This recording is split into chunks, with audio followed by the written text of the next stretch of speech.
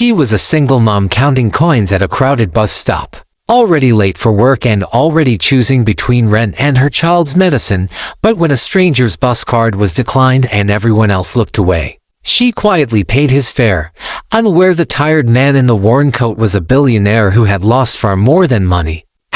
Why did a woman with nothing give her last dollars to a stranger? But why was a man who owned everything standing there with nothing at all, and when he got on that bus, what decision did he make that would change her life forever? The morning air was sharp enough to sting.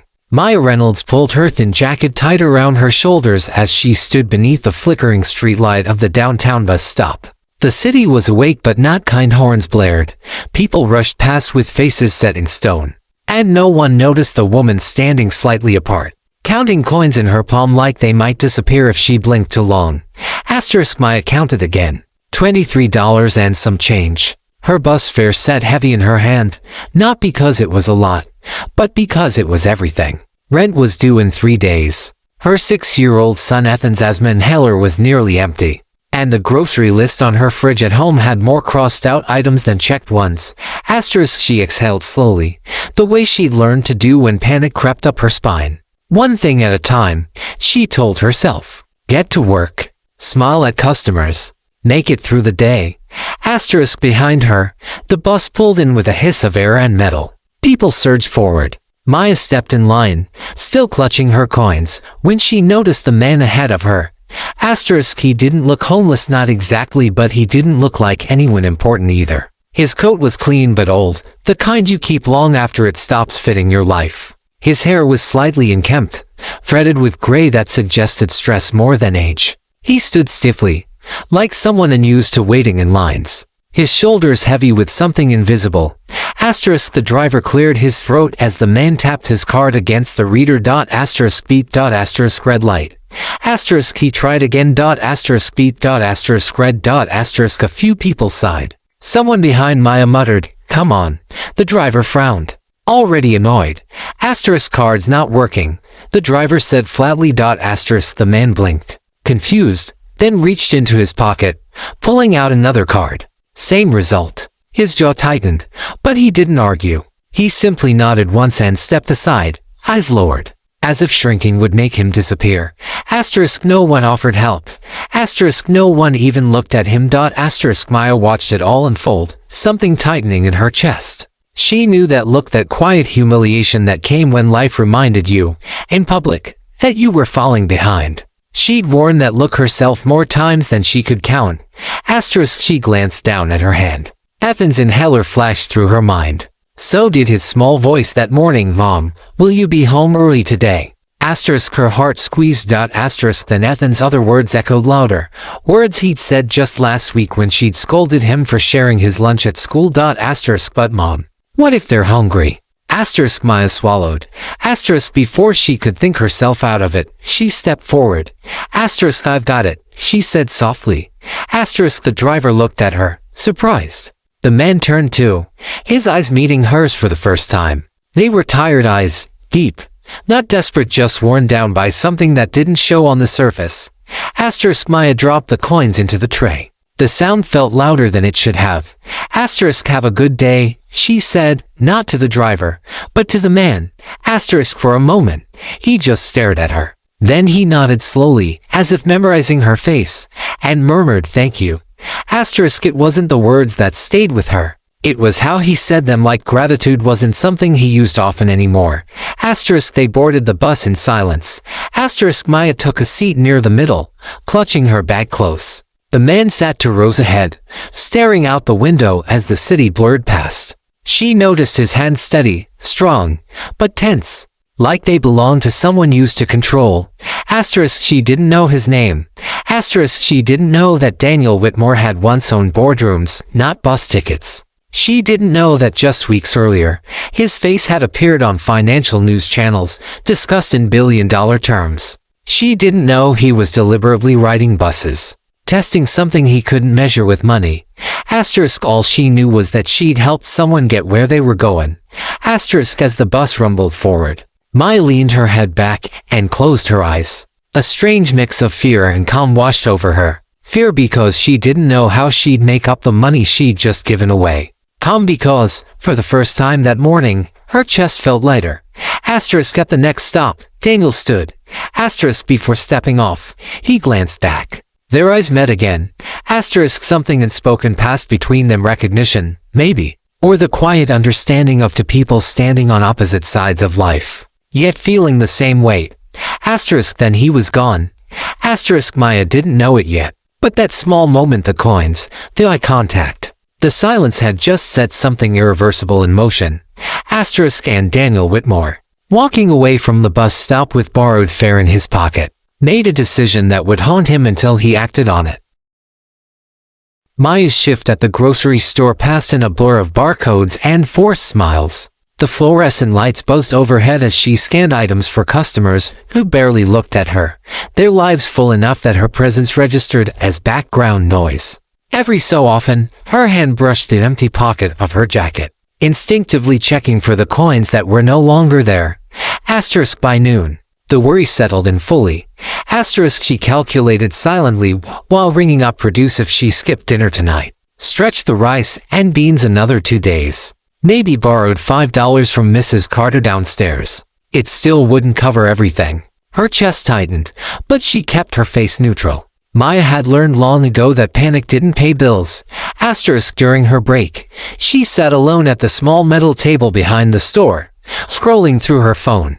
A missed call from Ethan's school made her heart jump. Asterisk she called back immediately. Asterisk Mrs. Reynolds, the nurse said gently. Ethan had a mild asthma episode during recess. He's okay now, but his inhaler is almost empty. Asterisk Maya closed her eyes. Asterisk I'll pick up a refill after work, she said, hoping her voice didn't betray her. Asterisk when the call ended, she leaned forward, elbows on her knees, breathing slowly. For the first time since the bus stop, doubt crept in. Was it foolish? She wondered. Kindness doesn't refill prescriptions. Asterisk a flash of memory surfaced another bus stop, years ago. Her husband, Marcus, laughing as they waited together, his arm draped around her shoulders, promising things would get better once he landed the new job. He'd been wrong, but he'd believed it. And somehow, believing had been enough back then. Asterisk Marcus had believed in helping people, too. Asterisk that memory steadied her. Asterisk across the city. Daniel Whitmore stood in a quiet apartment that felt more like a hotel than a home. The windows stretched floor to ceiling, offering a view of the skyline he once ruled from corner offices and private jets. Now, the city looked distant, impersonal, like a place he no longer belonged to. Asterisk he loosened his tie and set it down carefully, though there was no one to see him do it. Asterisk the coins Maya had given him sat on the kitchen counter. Asterisk he stared at them for a long time. Asterisk just weeks ago, money had been an abstract concept to Daniel. Numbers moved, shares traded, zeros multiplied. He hadn't touched cash in years. But those coins felt heavy in a way his fortune never had. Asterisk he remembered the way the driver had looked at him, dismissive, impatient. He remembered the murmur of strangers annoyed by his inconvenience. And he remembered her voice, calm and judging. Asterisk everyone deserves to get where they're going. Asterisk the words echoed louder now. Asterisk Daniel poured himself a glass of water, hands unsteady. His reflection in the glass caught him off guard, lines etched deeper into his face than he remembered. This wasn't the man who'd built an empire in his 30s. This was someone stripped down to essentials. Someone exposed. Asterisk he thought of his daughter Claire. Asterisk the last time he'd seen her, she'd been standing in a hospital hallway, arms crossed, eyes blazing with hurt. He'd missed her college graduation to close a deal. He'd missed birthdays, phone calls, moments that mattered. He'd sent checks instead, expensive gifts. Silence wrapped in money. Asterisk eventually, she stopped answering. Asterisk Daniel sank into a chair, the memory sharp as glass. He'd told himself he was providing. He'd convinced himself that was enough. But standing at that bus stop, card declined, surrounded by strangers who didn't care who he was, it had stripped that illusion bare. Asterisk Maya hadn't known his name. Asterisk she hadn't known his worth. Asterisk she had helped him anyway. Asterisk that night, Maya arrived home late, exhaustion dragging at her bones. Ethan greeted her at the door, an inhaler clutched in his small hand. Asterisk Mom, I tried not to use it much, he said apologetically. Asterisk Maya knelt and pulled him into a hug. burying her face in his hair. Asterisk, you did great, she whispered. I'm proud of you. Asterisk, after dinner thin soup stretched with water, she tucked him into bed and sat alone on the edge of the couch, staring at the stack of unopened mail. The rent notice lay on top, red letters bleeding through the envelope. Asterisk, she didn't cry. Asterisk, she'd learned that crying took energy she couldn't spare. Asterisk, instead, she made a promise to herself, the same one she made every night. Tomorrow, I'll figure it out. Asterisk, back in his apartment, Daniel made a different kind of promise. Asterisk, he opened his laptop, fingers hovering over the keyboard. With a few clicks, he could solve problems instantly. He could erase stress with wire transfers and signatures. But something stopped him. Asterisk, this wasn't about money. Asterisk, this was about understanding the cost of what she'd given him. Asterisk, he searched quietly, not invasively, just enough to learn her name. Maya Reynolds. A single mother. A grocery store employee. A nursing program she'd left years ago. Asterisk, each detail landed heavier than the last. Asterisk, Daniel closed the laptop. Asterisk, for the first time in years, he didn't want to act immediately. He wanted to act right. Asterisk, and somewhere between Maya lying awake worrying about tomorrow and Daniel staring at coins on a counter, an invisible thread tightened, binding their lives more firmly than either of them could imagine. Asterisk. The eviction notice arrived on a Tuesday.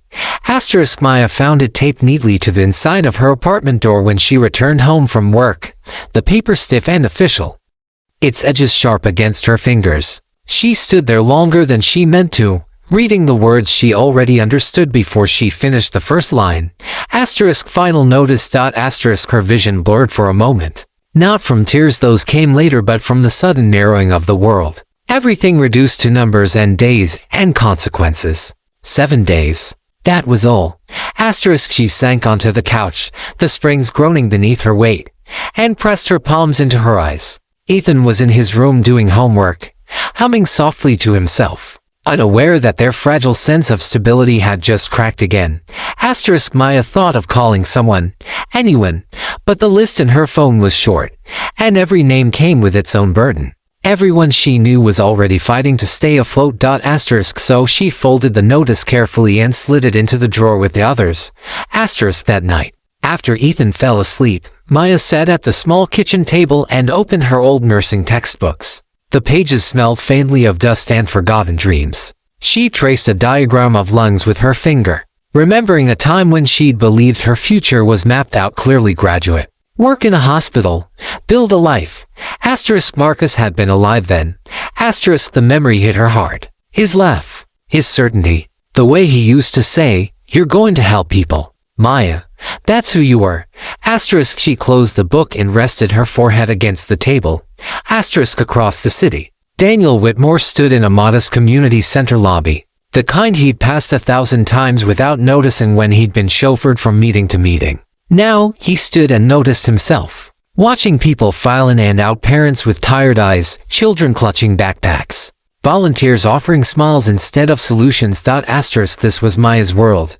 Asterisk, he'd spent days observing quietly, not following her, not intruding, just watching from a distance, trying to understand the rhythm of a life built on sacrifice. He saw her leave early, return late, always carrying something heavier than groceries. He saw the way she knelt to Ethan's level when she spoke to him, how her exhaustion softened instead of hardened around him. Asterisk, Daniel felt something unfamiliar settle in his chest. Asterisk, guilt. Asterisk, not the kind he'd buried under philanthropy and press releases, but the personal kind, the kind that asked uncomfortable questions. Asterisk, he met with an old colleague that afternoon, someone who still spoke to him without reverence. Asterisk, you look different, the man said, studying him over coffee. Smaller. Asterisk, Daniel almost laughed. Asterisk, I'm trying to remember who I was before everything else, Daniel replied. Asterisk, that evening, Maya received a call from an unfamiliar number. Asterisk, Ms. Reynolds. A woman's voice asked politely. I'm calling from Riverside Medical Assistance. We wanted to inform you that your outstanding medical balance has been cleared. Asterisk, Maya sat up straight. Asterisk, cleared. She repeated. There must be a mistake. Asterisk, there's no mistake, the woman said. It was paid in full this morning. You should also know your son's prescription refills have been authorized for the next year. Asterisk the call ended before Maya could ask another question. Asterisk she stared at her phone. Heart pounding. Asterisk the next day, the landlord knocked. Asterisk her stomach twisted as she opened the door. Bracing herself. Asterisk I wanted to let you know your rent balance has been settled, he said, awkwardly. Anonymous payment. Asterisk Maya's knees nearly gave out. Asterisk that night, she lay awake, staring at the ceiling, fear mixing with confusion. Someone had helped her, but why?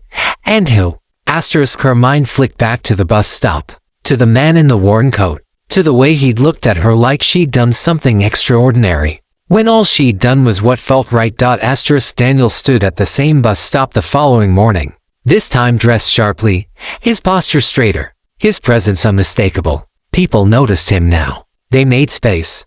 Asterisk Maya arrived moments later, breathless from hurrying. She stopped short when she saw him. Asterisk their eyes met. Asterisk recognition flashed across her face, followed by uncertainty. Asterisk you, she said softly.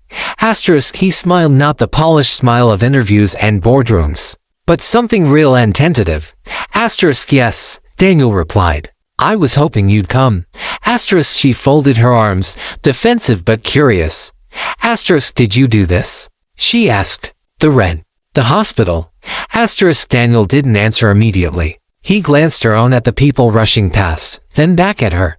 Asterisk I didn't want to just say thank you, he said finally. I wanted to show you that what you did mattered. Asterisk Maya swallowed hard. Asterisk I didn't help you for this, she said, voice trembling. I didn't even know you. Asterisk I know, Daniel said gently. That's why it changed everything. Asterisk the bus pulled up, doors opening with a hiss. Asterisk Maya hesitated, standing at the edge of a moment she couldn't yet define. Asterisk Daniel took a breath, preparing to reveal the truth she hadn't asked for yet, the part that would reframe everything. Asterisk and as the bus waited, the city holding its breath with them, Maya faced a question she'd never imagined she'd have to answer. Asterisk what happens when a small kindness comes back, multiplied beyond recognition? The bus doors closed behind them with a dull thud, sealing Maya and Daniel into a moving space neither of them felt ready for. They stood near the front, hands gripping the poles, the city sliding past the windows like a film neither had chosen but both were now part of. Asterisk Maya broke the silence first. Asterisk who are you? She asked, not accusing, just tired. Really?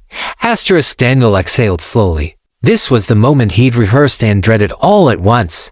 Asterisk my name is Daniel Whitmore, he said. I built a transportation company. Logistics, freight, buses like this one, in a way. He paused, then added quietly, I'm very wealthy. Asterisk Maya stared at him. Asterisk she didn't laugh. She didn't gasp. She simply searched his face, as if looking for the punchline that never came. Asterisk that's not funny, she said at last. Asterisk I know, Daniel replied. I wish it were.